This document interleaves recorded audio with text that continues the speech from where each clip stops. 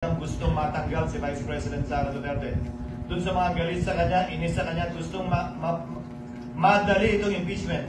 Para mo lang binigyan siya ng dagdag na balang question nito sa Korte Suprema. Dahil hindi po pwede yan. At hindi po ako papayag na mangyari at gawin yan dahil lamang gusto nila at nagmamadali sila. Sinabi ko na sa simula pa lang ng impeachment process na ito, isang linggo matapos i-file yan dito sa Senado.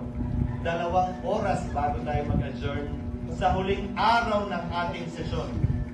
Sabi ko, hindi ako makikinig, susunod o magpapadala sa sino mang pabor sa impeachment at ayaw kay Vice President Duterte. Hindi ako magpapadala sa ayaw sa impeachment at gusto si Vice President Duterte. Trabaho ko bilang tagapangulo ng Senado, hindi nga lang ako, trabaho nating lahat na maging pantay at parehas sa ating pagtingin. Yan ang rason, hindi naman tsamba lang yun at nagkataon. Yan ang rason kung bakit ang babaeng sumisimbolo ng hustisya ay nakapiring. Wala dapat tinitingnan o tinititigan. Wala dapat kinakapihan dahil lamang nagkataong gano'n ang nangyari. At dahil nagkataong ayaw ko siya ganyan ang gawin nyo. Let's go back to President, Mr. President. 3 lamang na impeachment complaint ang naitawid ng Kongreso patungo sa Senado na inabutan ko na matapos ang 1987 Constitution. 3 po lamang. Ang impeachment complaint laban kay dating Pangulong Estrada, ang impeachment complaint laban kay Chief Justice Corona, at ang impeachment complaint laban kay Ombudsman Gutierrez.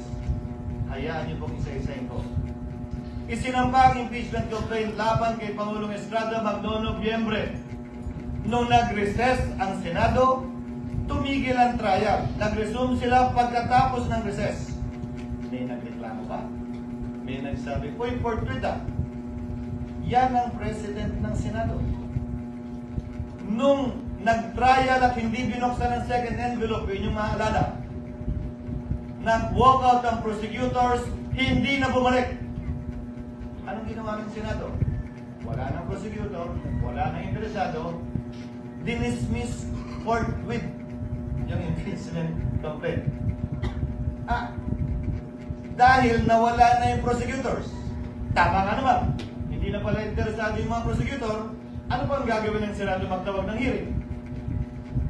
Sa kaso ni Chief Justice Corona, sinampa 5 araw bago mag-adjourn ng Senado. Nagsimula ang trial pag-resume pagkatapos ng Christmas break. Pero bago mag-break o habang break, nag-issue ng summons, nagkasagutan. Yun naman talaga yung balak natin, pag-resume nitong 2 linggong ito. Yun lang, Mr. President, mga kasama. Ang kaya sa isang impeachment complaint na nasimulan at natapos ng Senado. Yung pangatlo impeachment complaint ni Ombudsman Mercy Gutierrez. Final yan 3 araw bago mag-adjourn ang Senado sa kanyang regular recess, walang eleksyonan. Nung nag-resume, dun lamang sinet ang trial. Pero bago nag-resume ang Kongreso, nagbitiw si Ombudsman Gutierrez. Ano ang ginawa ng Senado? Walang trial, hindi kinonvene ng impeachment court, as the Senate dinismiss yung impeachment complaint. Pinagpasahan nila. Resign na pala Wala na tayong kailangan gawin. Naalala niyo po yung debate? Na meron pa namang penalty of absolute perpetual disqualification. That was discussed. But by way of President, the Senate did that. So if you look at the past presidents of the Senate, nagawa po nila yun, pinagbotohan po nila yun. Without convening the impeachment court. Wala po nagsabi, "Hoy, ina-abandona ninyo ang inyong constitutional duty nung ginawa ng Senado yun." Paano po yan, Ginoong Pangulo?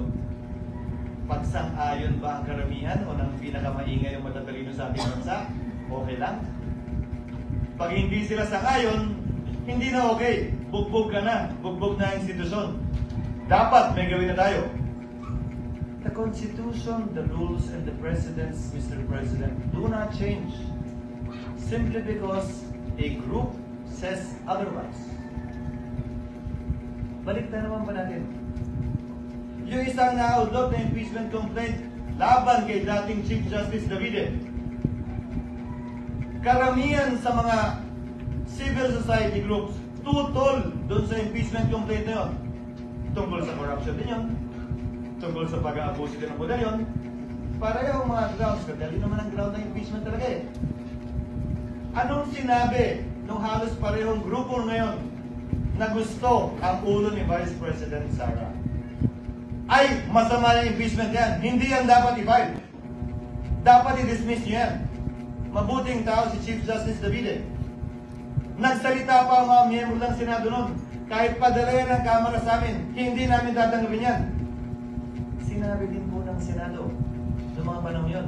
At saka busy kami sa budget. Kailangan muna namin unahin yan, sabi yan. Babalik ko ang katanungan. Nagbabago ba? Depende kung sino may gusto. Hindi ba dapat kung ano yung pamantayan at batayan kaugnay ng impeachment complaint, sino man ang nasasaktan? Pareho at parehas ang pagtrato natin. Ngayon, kaugnay ng kasalukuyan ng impeachment complaint, nakalagay po sa rules ng Senado, ang impeachment proceedings dapat i-refer sa Committee on Justice. Ang ginawa ng Senado, bagaman pareho ang rules natin na bahagi ng ating President, ni-refer sa Committee on Rules na siyang naging hudyat para buuin ang impeachment court. Sa Estados Unidos, kung saan natin kinopya ang karamihan ng mga provision ng ating impeachment rules, ang mga miyembro ng Kamara na nag-hire ng impeachment ng mga prosecutors, sila ang nagbabasa niyan. So, nung nakita po namin sa parte ng Secretariat, yung President na yon, nung nakita po namin yung provision na dapat sa Committee on Justice i-refer, sinuggest namin na basahin yung articles of impeachment ng prosecutors mismo. Sa Senado, hindi pa sa Korte. Para magsilbing hudyat yun ng pag-convene ng impeachment court at panunumpa ng mga judges ng impeachment court. Yung po sana nakatalagang gawin sa June 11. Nasabi po ni Senator Villanueva, ano nga bang pagkakaiba? June 2, June 3, June 5, June 4, June 9, June 10, June 11. Kung susundan natin ang ginawa ng mga ibang impeachment court sa mga nagdaang panahon, ini-issue lamang nila yung summons para mabigyan ng sapat na panahon. Ang nasasakdal na isumite yung kanyang answer dyan sa impeachment complaint. At pagkatapos nun, dahil magtatapos ang kapangyarihan ng mga prosecutor sa June 30, hindi po tayo pwede magpatuloy sa ating paglilitis dahil hindi naman pwedeng one side lang yung ating mapapakinggan pagkatapos ng June 30. Doon sa nagsasabi na may mga private prosecutor naman na i-appoint ang Kamara. When the principal goes the agent because the authority of the principal ceases by June 30. So, napag-usapan, tatawid ba ito? Tatawid ba ito sa susunod na Kongreso? Kung gaano rin karami siguro ang senador, ganun karami din ang opinion. Kung gaano karami ang abogado, gaano karami din ang magaling nilang basehan kung tatawid nga ba o hindi. My position is that it will. Mr. President, Your Honor, allow me to read a portion of the deliberations of the Constitutional Commission on this matter. Delegate Aquino. Because I would proceed, quote, from settled jurisprudence that impeachment proceedings are essentially judicial in nature, such that it follows that when the legislative chamber undertakes these proceedings, it sits as a court of justice, and therefore, it is not bound by the rules of legislative sessions. It cannot adjourn. Assuming that the session is adjourned, impeachment proceedings should not in any way be affected by the adjournment of the session. Delegate Romulo. That is not precluded from our proposal. If the Commissioner wants to make it explicit and to suggest amendments to that effect, I suppose I would not object. Our thinking is that If the Commissioner's premise is that it is like a court of justice, maybe an adjournment of the hearing will certainly not preclude it from continuing the proceedings on some other day. In other words, it could not lose jurisdiction just because of adjournment. Add to that, Mr. President, what the Minority Leader said during earlier sessions we've had.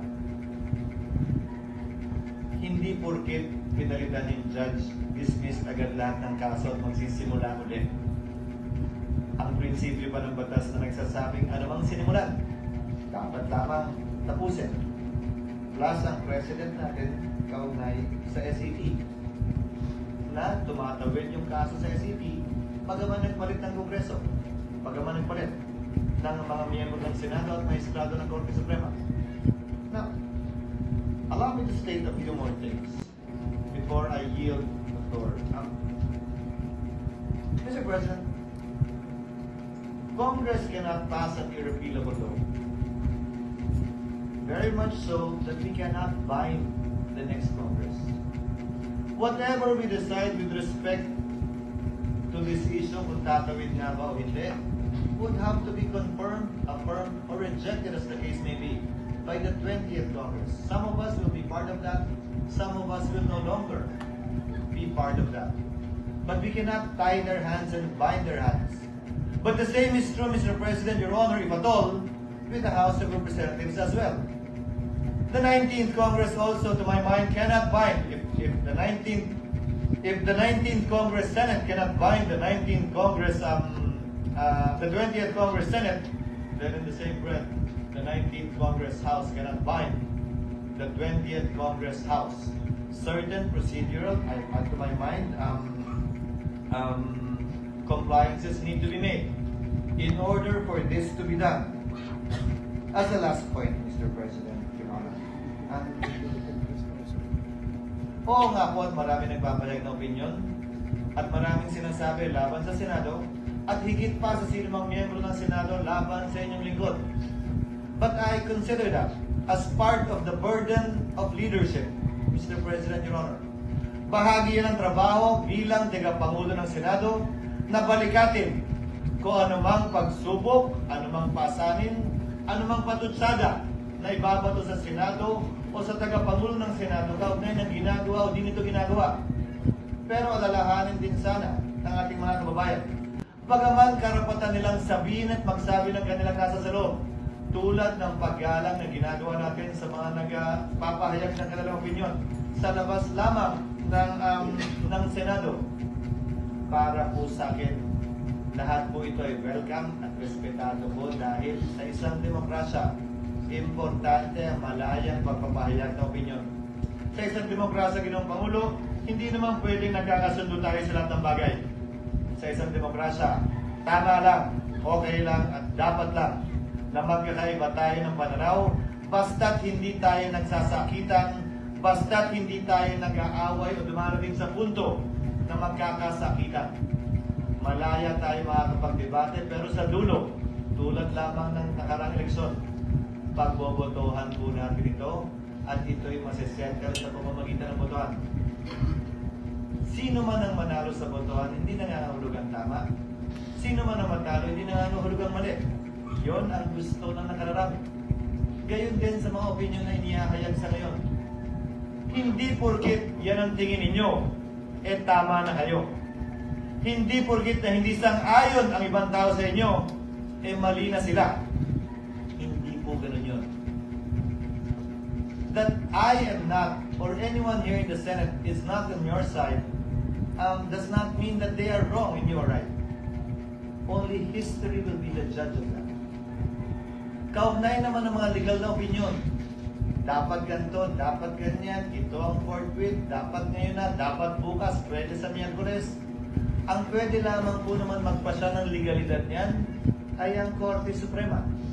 Hanggat hindi po nangyayari yan, malaya tayong pwedeng magdebate at sabihin ang ating kanya-kanyang posisyon na buong nabukas at buong pahintulot ang binigay ng Senado para mapakinggan yan hindi lamang sa iba't ibang social media platforms, pati dito sa plenaryo ng Senado.